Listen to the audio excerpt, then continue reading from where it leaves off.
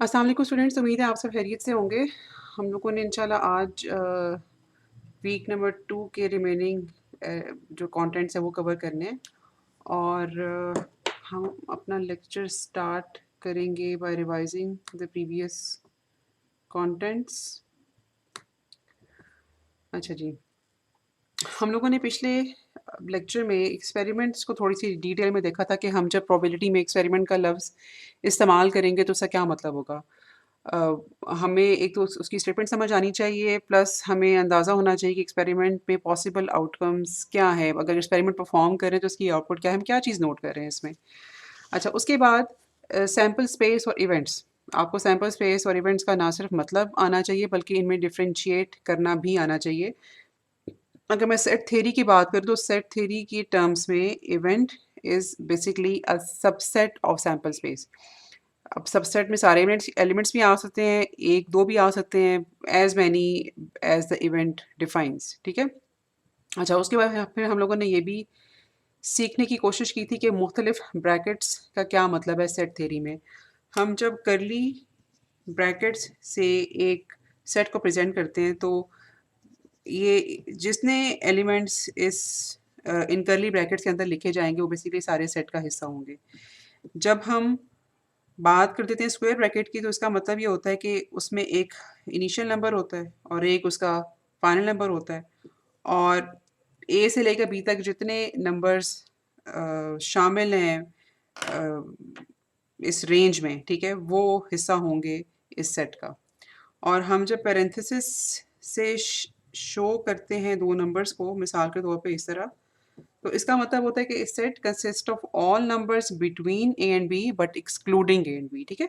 तो ये जो तीनों ब्रैकेट्स हैं, इन तीनों का क्या मतलब है वो आपको ज़रूर पता होना चाहिए। और इसके बाद फिर हम लोगों ने रिलेशंस फ्रॉम सेट थ्योरी को भी थोड़ा सा समझने की कोशिश की थी कि अगर हमारे पास लेट्स सपोज दो सेट्स हैं तो उनके यूनियन का क्या मतलब होगा, उनके इंटरसेक्शन का क्या मतलब होगा, या एक सेट के कॉम्प्लीमेंट का क्या मतलब होगा। और फिर हम लोगों ने 3 very important axioms of probability पढ़े थे। प्रोबेबिलिटी का बेसिकली मतलब ये होता है कि किसी भी इवेंट के अगर होने का चांस क्या है, ठीक है? हम जब चांस की बात करेंगे, प्रोबेबिलिटी की बात करेंगे तो विल लाइक टू से कि इवेंट की प्रोबेबिलिटी, नॉट पर्टिकुलर आउटकम। अगर पर्टिकुलर आउटकम भी है तो we will consider it as an event और फिर हम इसे उस इवेंट की प्रोबेबिलिटी जो है वो फाइंड करने की कोशिश करते हैं। तो probability always lies between 0 and 1, ठीक है? It can not B negative. अच्छा, उसके बाद दूसरी इम्पॉर्टेंट बात ये है एक्सियम में कि अगर कोई आउटकम अपीयर होती है तो of course since it is part of sample space, तो सैंपल स्पेस की अपनी प्रोबेबिलिटी जो है दैट बिकम्स 1, ठीक है? क्योंकि ज़ाहिर है सैंपल स्पेस ऑलरेडी सैचुरेटेड या एग्ज़ॉस्टेड सेट ऑफ, सैचुरेटेड का लफ्ज़ गलत है, exhausted set of all possible outcomes होता है। तो इसका मतलब ये है कि अगर कोई भी आउटकम अगर हुई है तो it will must fall in sample space, so that is why probability of sample space occurring या happening will be equal to 1। और इसी तरह से अगर हम बात करें एक से ज़्यादा इवेंट्स की, तो इट नाउ इट डिपेंड्स कि वो जो इवेंट्स हैं either they are mutually independent और नॉट, ठीक है। तो अगर हम दो इवेंट्स की इंटरसेक्शन की बात करें तो अगर वो म्यूचुअली इंडिपेंडेंट होंगे तो उनकी प्रॉबिलिटीज आपस में ऐड हो जाएंगी। जैसे कि हम लोगों ने इस डायग्राम के थ्रू देखा था कि मिसाल के तौर पर अगर हम सैंपल स्पेस को प्रेजेंट करें इस तरह से और हम जिन दो सेट्स की बात कर रहे हैं वो कुछ इस तरह से हैं कि इनमें कुछ भी कॉमन नहीं है। लेट्स सपोज कि हम इसको इवेंट ए कह देते हैं और इसको हम इवेंट बी कह देते हैं। अच्छा, इट्स नॉट नेसेसरी कि इनको सर्कुलर शेप में प्रेजेंट किया जाए, you can use any other shape. ये ज़्यादा इस्तेमाल होने वाली प्रेजेंटेशन है। तो अगर हम प्रोबेबिलिटी फाइंड करना चाहते हैं इस इवेंट की, तो यहाँ पे हम प्रोबेबिलिटी ऑफ ए और प्रोबेबिलिटी ऑफ बी इन दोनों को फाइंड करके अकेले अलग-अलग और फिर ऐड अप कर लेंगे। अगर सिचुएशन कुछ इस तरह की है कि इनमें कुछ एलिमेंट्स ओवरलैप हो रहे हैं, ठीक है? ये ओवरलैपिंग रीजन है, तो फिर ये वाला फ़ॉर्मूला नहीं लगेगा।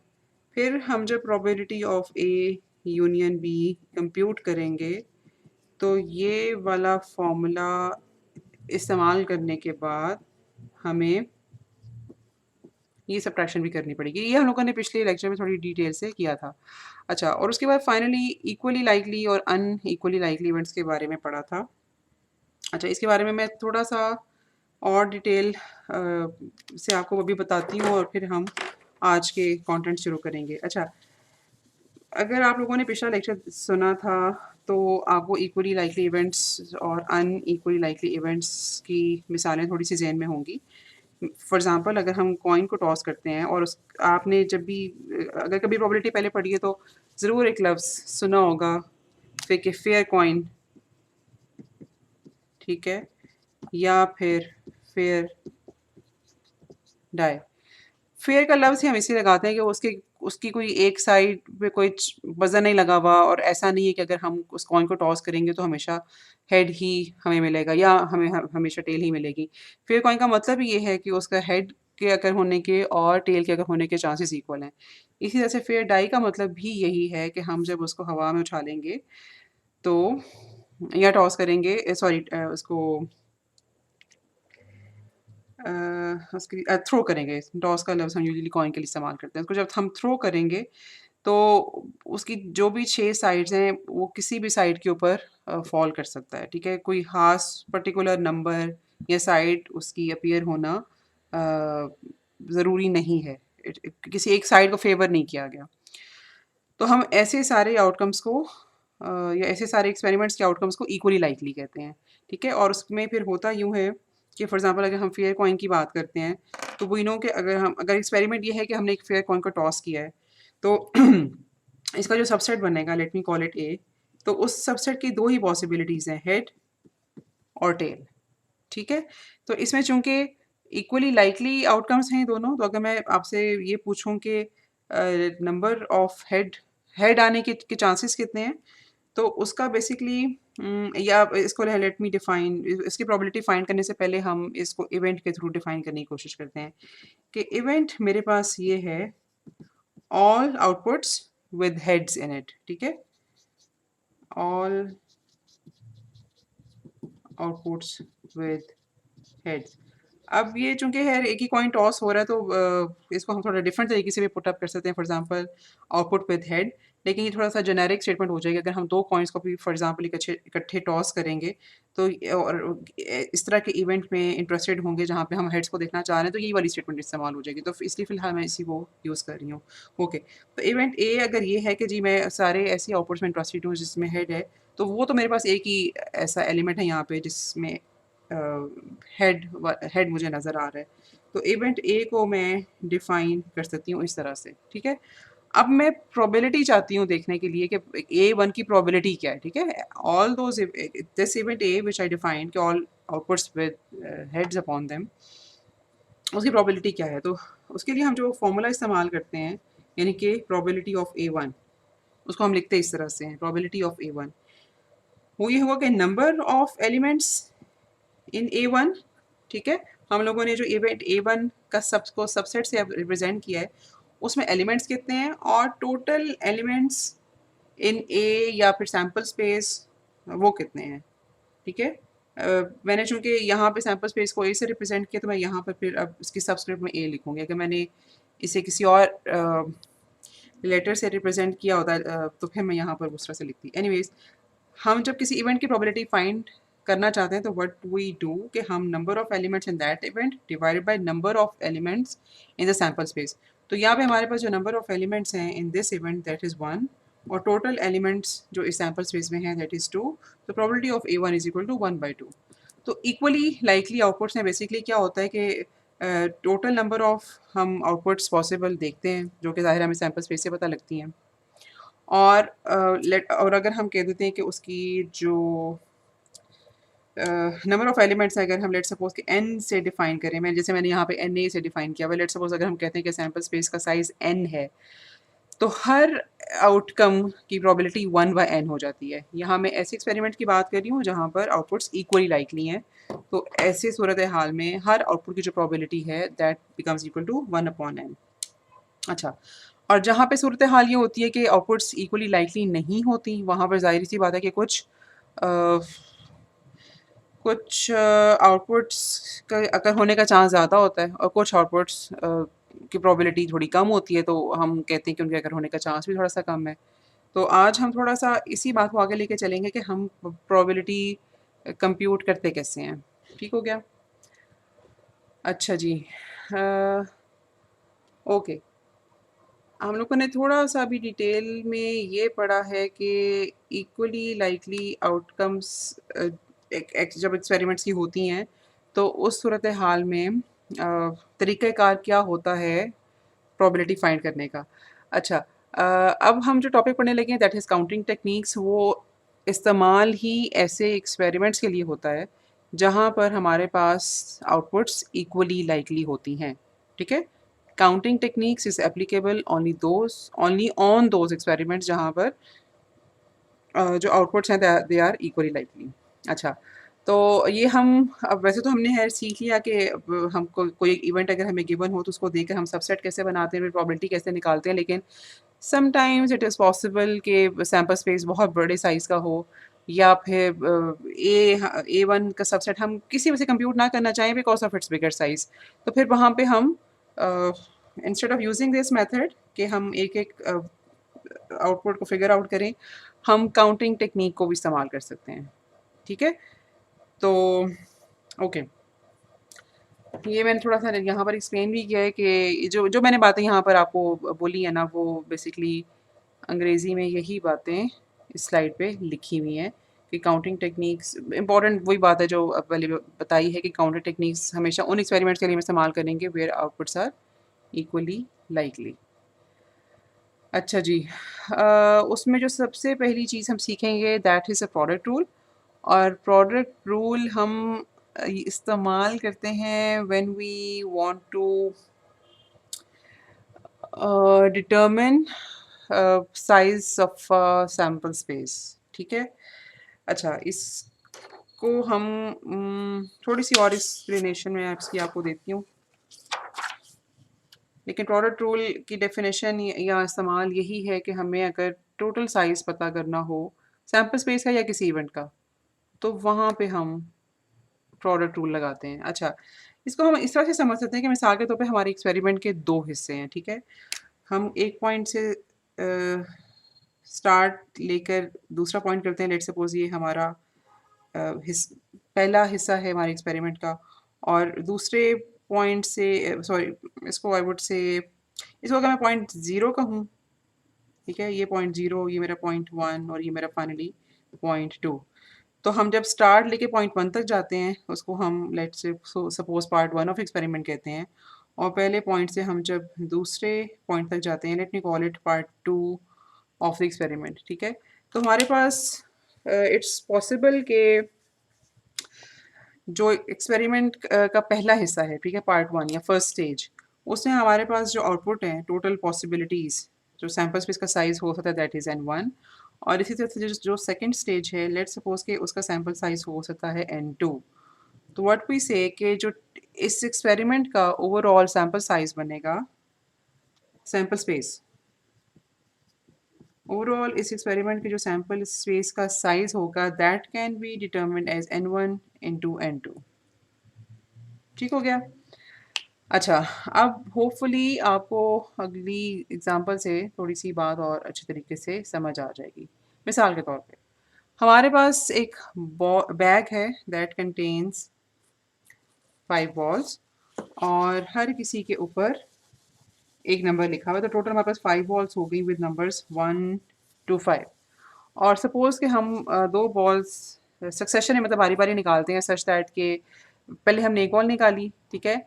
और फिर हमने उसको बाहर रखा विदाउट रिप्लेसमेंट, का मतलब है कि हमने उस बॉल को रिप्लेस नहीं किया, that ball is still outside the bag. और उसके बाद हम लोगों ने उसमें से दूसरा बॉल निकाला है।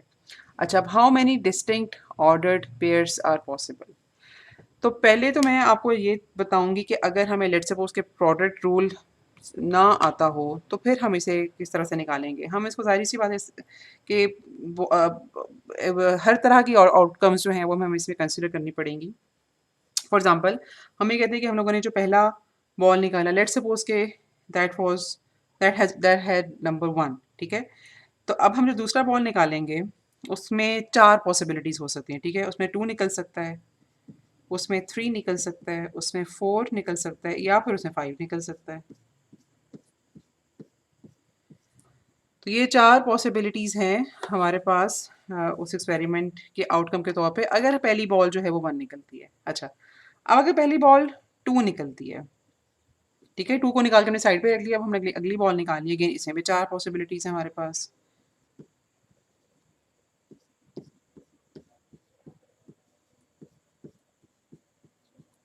ठीक है, in this way you can fill up this table. फिर हम अगर बॉल नंबर 3 निकालते हैं तो हमारे पास यहाँ पे अगेन 4 ऑप्शंस हैं। वो आप इजीली फिल कर सकते हो। Of course you will miss 3 here. ठीक है, फिर 4 अगर निकालते हैं तो क्या 4 ऑप्शंस होंगी? पहली बॉल पे अगर 5 लिखा होता है तो उसकी क्या 4 ऑप्शंस होंगी? आप ये टेबल फिल अप कर सकते हो। अच्छा, तो आपने देखा कि हमें इसमें अभी जो थोड़ी सी आसान एग्जांपल थी ना, इसमें हम लोगों ने एक्सपेरिमेंट्स में सिर्फ यही करना था कि 5 बॉल्स का एक बैग था, 2 बॉल्स हम लोगों ने निकाली, पॉसिबल आउटकम्स हम लोगों ने लिख ली, लेकिन इट्स नॉट नेसेसरी कि हर दफ़ा इतना ही आसान कोई सूरत हाल हमारे सामने हो।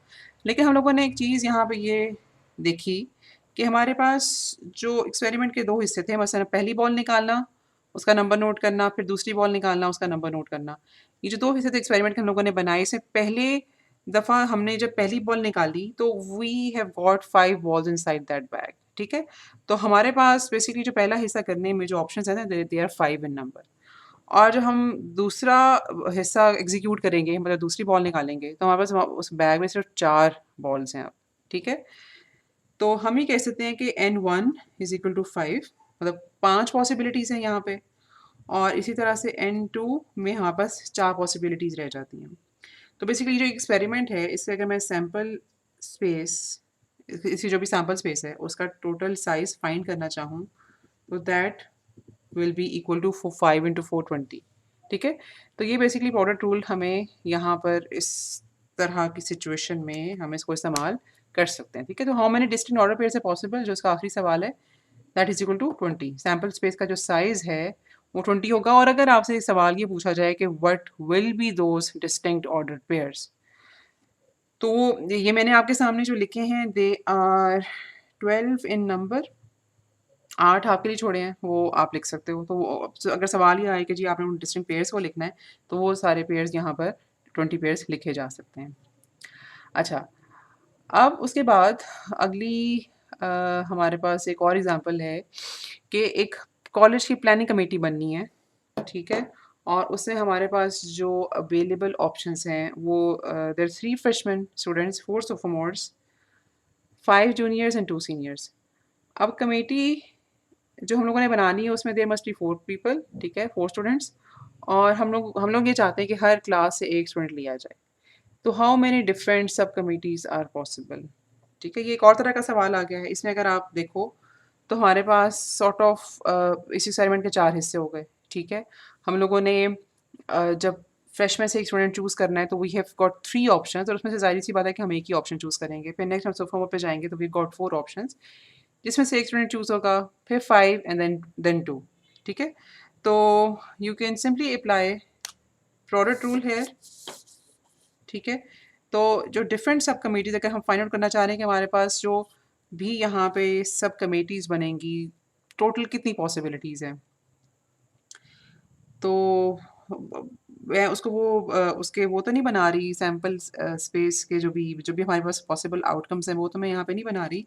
लेकिन यू कैन सी कि हमारे पास जो नंबर बनेगा सब कमिटीज़ का, that will be equal to 3 into 4 into 5 into 2, ठीक है?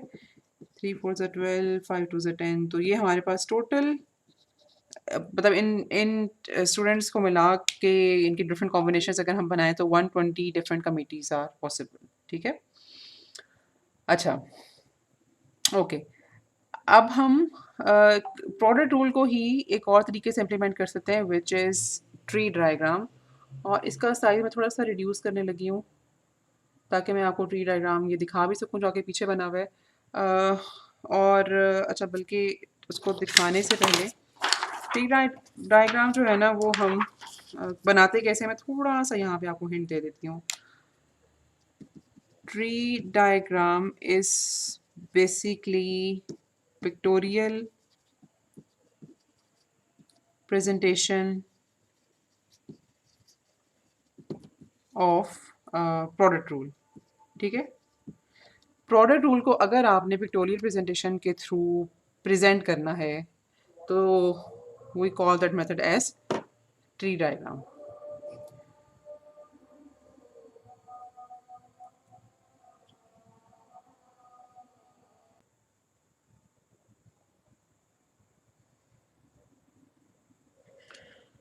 अच्छा जी, फॉर एग्ज़ाम्पल हम लोगों ने जो भी बॉल्स वाली एग्जांपल की थी उसको अगर हम लोगों ने ट्री डायग्राम के थ्रू रिप्रेजेंट करना तो हम कैसे करेंगे.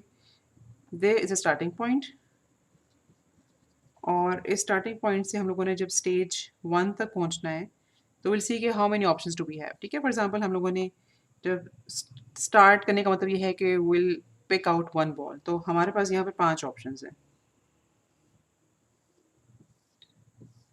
ठीक है, 1 2 3 4 5. अब अगर मैं 1 की बात करूँ, बल्कि इसका साइज़ थोड़ा छोटा कर देना चाहिए. अब अगर मैं बॉल 1 की बात करूँ, हम ये स्टेज मतलब एक हम लोगों ने हाफ पार्ट कर लिया, एक स्टेज हम लोगों ने अचीव कर ली. स्टेज 2 में हम लोगों ने अब अगला पार्ट करना है, अगली बॉल निकाली. अगर मैं बॉल 1 की बात करूँ तो यहाँ पे मेरे पास 4 और ऑप्शंस हैं. ठीक है,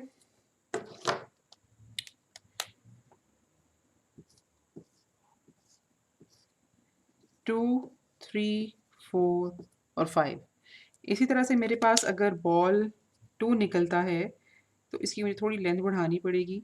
यहाँ पे मेरे पास अगेन 4 ऑप्शंस हैं, 1 3 4 और 5. और इसी तरह से बॉल 3 के आगे भी मैं 4 ऑप्शंस बना सकती हूँ. तो और करना मैंने इवेंचुअली ये है कि मेरे पास अब इस स्टेज के ऊपर ये हम स्टेज 1 से स्टेज 2 पे गए हैं. इसी तरह से ये भी हम स्टेज 1 से स्टेज 2 पे गए हैं. फर्स्ट का पॉसिबल आउटकम वो देखिए और उसके बाद जो सेकंड स्टेज में जो पॉसिबल आउटकम्स हैं वो हम लोगों ने इससे आगे ब्रांचेस की शक्ल में ड्रॉ की है. तो ये हमारे पास फिर जितनी ब्रांचेस बन जाती हैं, ठीक है, इसी तरह से हम उनके 3 के आगे भी ड्रॉ करेंगे, 4 के आगे भी ड्रॉ करेंगे, 5 के आगे भी. तो हम ये सारी ब्रांचेस जो ट्री के बिल्कुल आखिर में जाके बनती है वो सारी एडअप करेंगे और वहाँ से हमें मिल जाएगा सैम्पल स्पेस का साइज़. ठीक है, तो अगर हमें प्रोडक्ट रूल अप्लाई नहीं करना आता तो pictorial presentation is another way in which through which we can find total number of possible outcomes. अच्छा, ये मुझे एक एग्जांपल मिली थी और मुझे लगा कि थोड़ा आप लोगों को थोड़ा आसानी से समझ आ सकती है.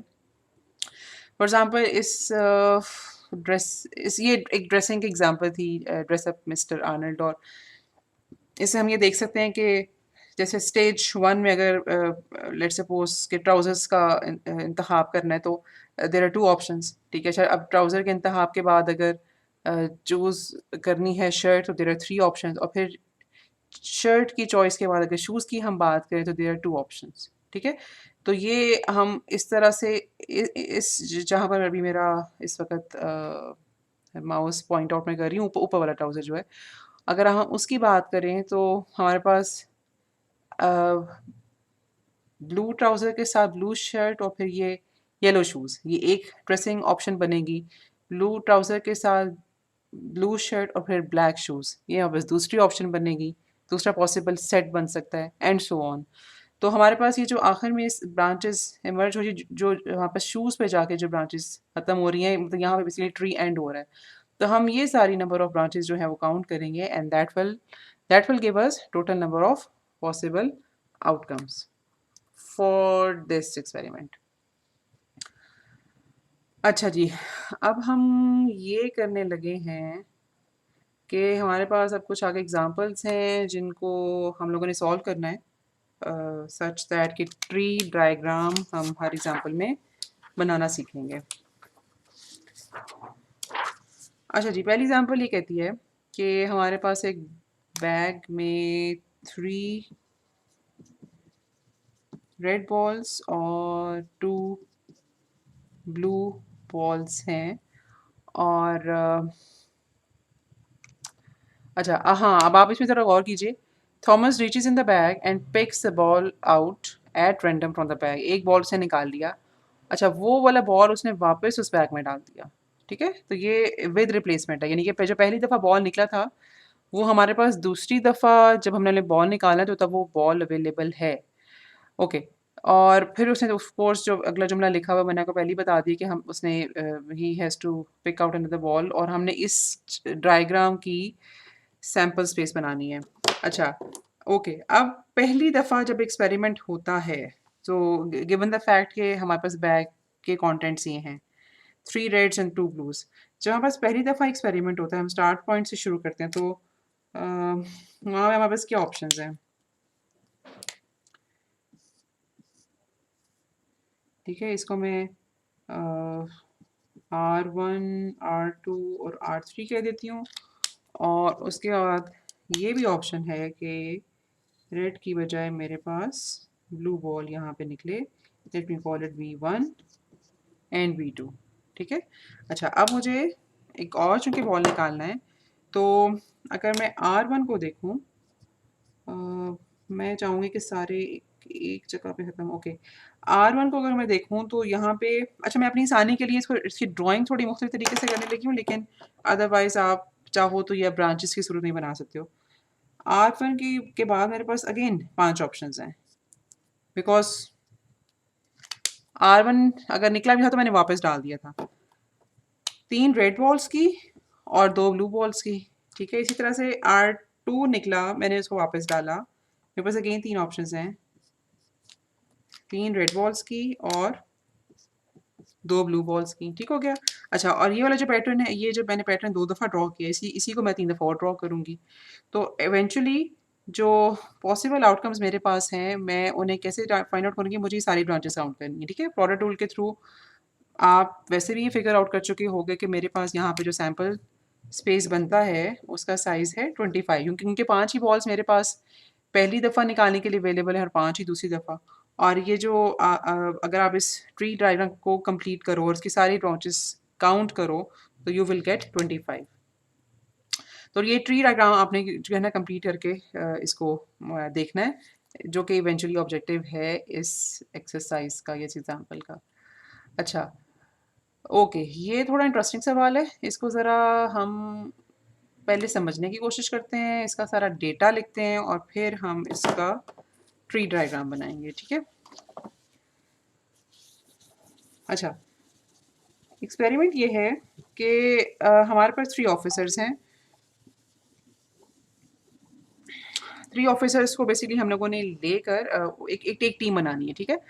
We want to have a president, then a treasurer and a secretary, और ये तीनों लोगों को हम चूज़ करना चाहते हैं 4 लोगों में से। ठीक है? Alice, Bob, Clive and Dan. अच्छा, अब आगे कुछ कंडीशंस मेंशन्ड है। For example, Dan doesn't have the qualifications to be treasurer. तो मेरे पास जो 4 लोग गिवन हैं, और team must have 3 members. Dan cannot be treasurer। ठीक है?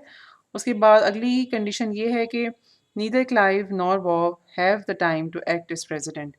तो Clive और Bob, they cannot be president। तो हम लोगों ने अब इस सिचुएशन को सामने रखते हुए ये देखना है कि इस तरह के सवाल में ट्री डायग्राम कैसे बनेगी, और जो पहले सवाल का हिस्सा है कि determine the number of possible ways officers can be chosen, और सवाल का दूसरा हिस्सा ये है कि who is most likely to be president, वो भी हम फिर उसी ट्री डायग्राम से फिगर आउट करने की कोशिश करेंगे। अच्छा, अब चूंकि ये 2 लोग प्रेसिडेंट नहीं बन सकते, तो मेरे पास जो प्रेसिडेंट की ऑप्शन है, इसको मैं अगर थोड़ा लिखना तो ये चाहूँगी कि चूजिंग प्रेसिडेंट। ठीक है? लेकिन वो प्रॉब्लली मैं हर स्टेज पे ना कर सकूं, क्योंकि मेरे पास थोड़ा साइज कम हो जाएगा। Choosing president is the first stage. यहाँ मेरे पास 2 ऑप्शंस हैं। ठीक है? विच आर ए एलिस, और सी और बी निकल गया, डी डैन। तो एक्सपेरिमेंट का पहला हिस्सा ये था कि हम लोगों ने प्रेसिडेंट को चूज़ कर लिया, तो मेरे पास यहाँ पे 2 ऑप्शंस हैं। ठीक है? ए और डी। अच्छा, अगला हिस्सा जो है that is choosing a treasurer. अब ट्रेजरर में Dan can not B treasurer, तो अगर लेट्स सपोज कि मैं ए को एज प्रेसिडेंट चूज़ कर लेती हूँ, तो यहाँ पे जो मेरे पास अगली ऑप्शन है दैट इज़ चूजिंग ट्रेजरर। तो देर आर 3 ऑप्शंस, ठीक है। वो 3 ऑप्शंस कौन सी हैं? नहीं, 3 नहीं है बल्कि 2 हैं, क्योंकि Dan can not B treasurer, तो मेरे पास इधर ट्रेजरर कैन बी बी और सी, ठीक है। और इसी तरह से अगर मैं डैन को हम प्रेसिडेंट चूज़ करते हैं और now we have to select a treasurer, तो यहाँ पे मेरे पास हाँ डैन को अगर हम चूँकि हम चूज़ कर चुके हैं एज प्रेसिडेंट, तो यहाँ पे मेरे पास बेसिकली 3 ऑप्शंस हैं, ए, बी और सी, ठीक है। अच्छा, ओके। अब हमें यहाँ पे सिलेक्ट करना है फाइनली, तो थोड़ा सा ना इसको यहाँ पे लिखना चाहूँगी ताकि मेरे पास थोड़ी सी जगह बने। ओके, अब चूजिंग सेक्रेटरी, ठीक है। तो अगर मेरे पास a as president, b as treasurer, तो यहाँ मेरे पास फिर आगे 2 ऑप्शंस रह जाती हैं, सी और डी की, ठीक है। और इसी तरह से अगर मैं नीचे वाली ब्रांच को देखूँ, तो मेरे पास यहाँ पे 2 ऑप्शंस बन जाती हैं, which will be B and D. अच्छा, अब अगर मैं इस तरफ हम आते हैं और यहाँ पे हम लोगों ने अब सेक्रेटरी चूज़ करना है।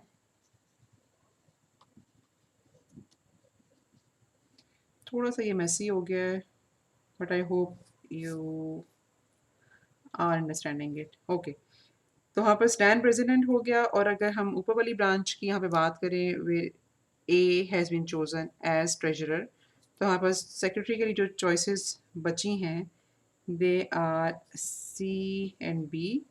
और इसी तरह से अगर मैं बी की बात करूँ, तो यहाँ पे जो मेरे पास चॉइसेस बची हैं दैट आर ए एंड सी। और इसी तरह से हम इसी यहाँ की बात करें तो ए और बी, ठीक है। तो ज़रा हम पहले सवाल का जवाब फाइंड आउट करने की कोशिश करते हैं कि how many different ways are possible in which officers can be chosen. तो जो टर्मिनेटिंग ब्रांचेस है उनको हम लोगों ने काउंट करना है, तो 1 2 3 4 5, ये 6, ये 7 8 9 और ये 10। तो there are 10 possible ways in which teams can be made, ठीक है। अच्छा, अब अगला सवाल ये है कि who is most likely to be chosen as president. अच्छा, आप यहाँ पे थोड़ी देर वीडियो पॉज करके पहले थोड़ा सा सोचो कि आपके जहन में क्या ऑप्शन है, और लेकिन इसकी कोई रीज़न या लॉजिक भी होनी चाहिए, तो का नहीं। और मैं फिर अब आपको इसका जवाब देती हूँ कि अगर हम आप लोगों ने देखना ये है कि कितनी टीम्स पॉसिबल हैं जो कि एलिस को प्रेसिडेंट चूज़ करके बन रही हैं, और कितनी टीम्स पॉसिबल हैं जो कि डैन को प्रेसिडेंट चूज़ करके फिर बन रही हैं। And here you will get a clear picture कि अगर हम एलिस को प्रेसिडेंट चूज़ करते हैं तो हमारे पास टोटल 4 पॉसिबिलिटीज़ हैं, लेकिन अगर हम डैन को प्रेसिडेंट चूज़ करते हैं तो वी हैव गॉट 6 पॉसिबिलिटीज़, ठीक है। तो इसलिए हम अगर हम सैम्पल स्पेस की बात करें तो सैम्पल स्पेस में बेसिकली 6 एंट्रीज़ ऐसी होंगी जो कि डैन बीइंग प्रेसिडेंट उसमें मेंशन्ड होंगी, और 4 कमिटीज़ ऐसी होंगी जिसमें एलिस बीइंग प्रेसिडेंट मेंशन्ड होंगी। तो डैन का या डी का नाम चूँकि ज़्यादा जगहों पे लिखा हुआ है, तो वी कैन सी के डैन के प्रेसिडेंट बनने के चांसेस ज़्यादा हैं। तो जो ट्री डायग्राम है that can basically give us such sort of ideas too. अच्छा जी, आगे है हमारे पास परम्यूटेशन एंड कॉम्बिनेशन। इसको हम लोगों ने थोड़ा सा समझने की कोशिश करनी है। आई होप कि रिपीटेड कॉन्सेप्ट है, आप लोगों ने ज़रूर इसे कहीं ना कहीं किसी मैथ्स से कोर्स में पढ़ा होगा। अच्छा, जो परम्यूटेशन और कॉम्बिनेशन है ना, दोनों का बेसिकली मकसद नंबर्स को या कोई भी गिवन चीज़ें हैं उन्हें एक सर्टन तरीके से अरेंज करने का नाम है, ठीक है।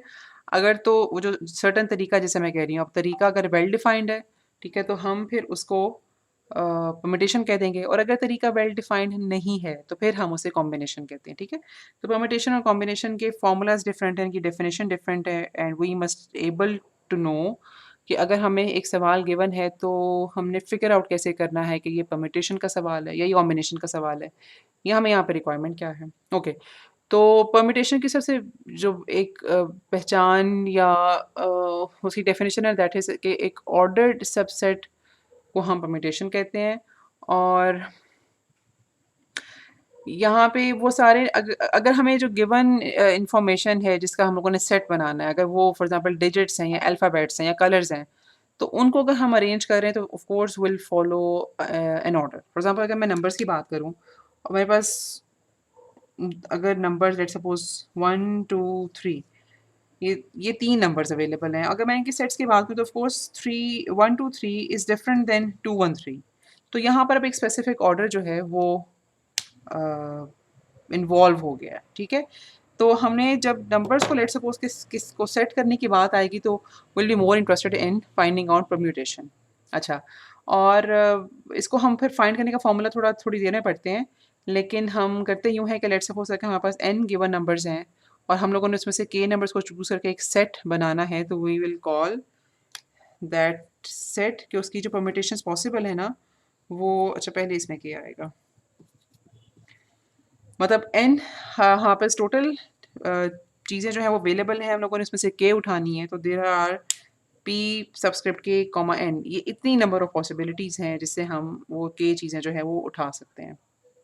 अच्छा, इसके मुकाबले में अगर हम बात करें कॉम्बिनेशन की तो it is N unordered subset, ठीक है। तो ये थोड़ी सी इंपॉर्टेंट बात है।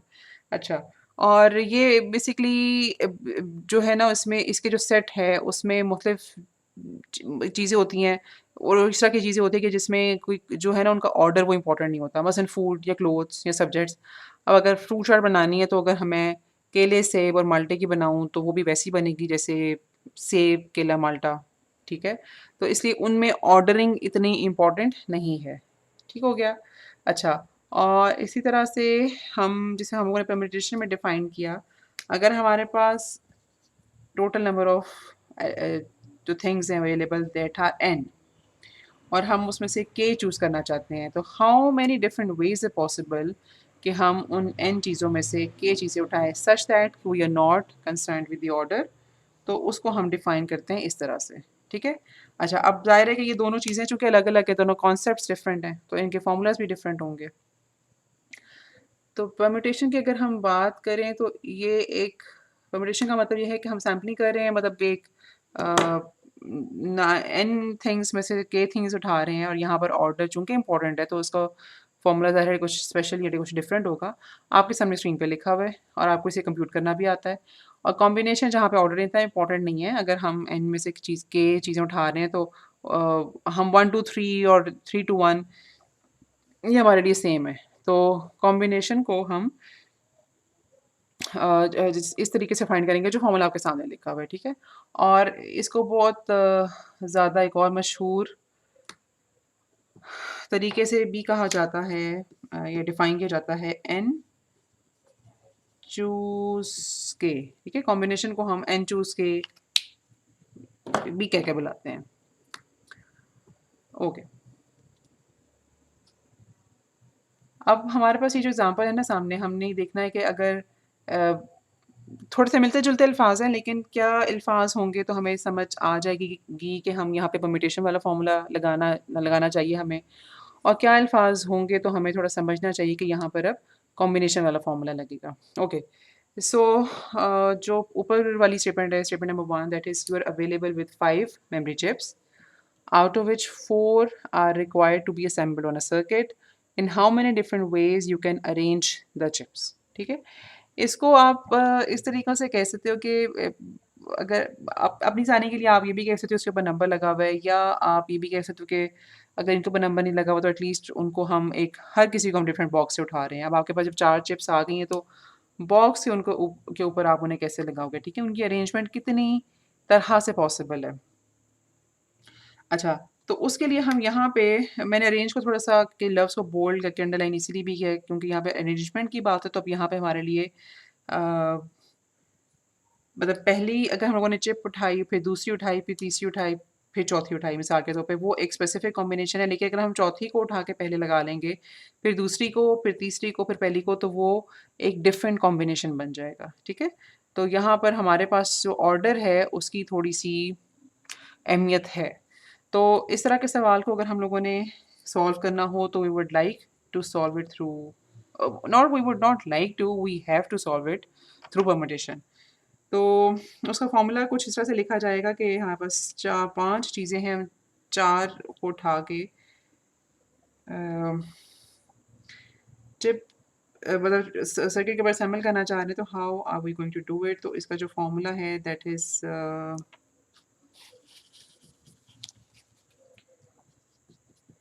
5 factorial divided by n minus k,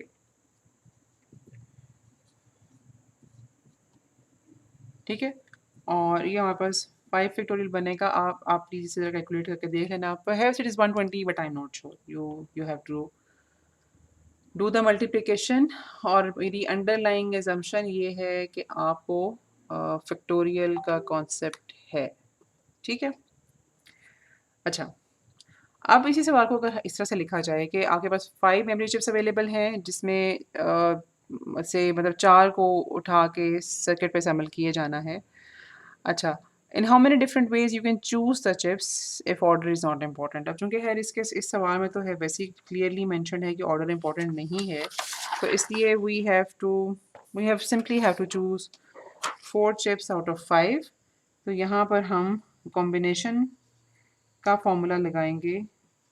present इसको इस तरह से किया जाएगा और इसका जो फ़ॉर्मूला है that is 5 factorial 4 factorial 5 minus 4 factorial, ठीक है? तो इसका आंसर जो है वो हमारे पास 5 निकलेगा। अच्छा, अ, ओके। अब हमारे पास जो उसमें परम्यूटेशन के सवाल है ना, वो usually they can not be many number because sometimes with practice you are able to figure out कि यहाँ पर हमारे पास ऑर्डर इम्पोर्टेंट है। और it is an easy job to apply this formula to find the total number of possibilities, ठीक है? अच्छा, आप प्लीज़ इस तरह चीज़ का ख्याल रखना कि हम यहाँ पे ये जो परम्यूटेशन और कॉम्बिनेशन लगाकर बेसिकली सैंपल साइज़ जो है, सैंपल सेट हमारा है, उसका सैंपल स्पेस उसका हम साइज़ ही फाइंड आउट करने की कोशिश कर रहे हैं, ठीक है?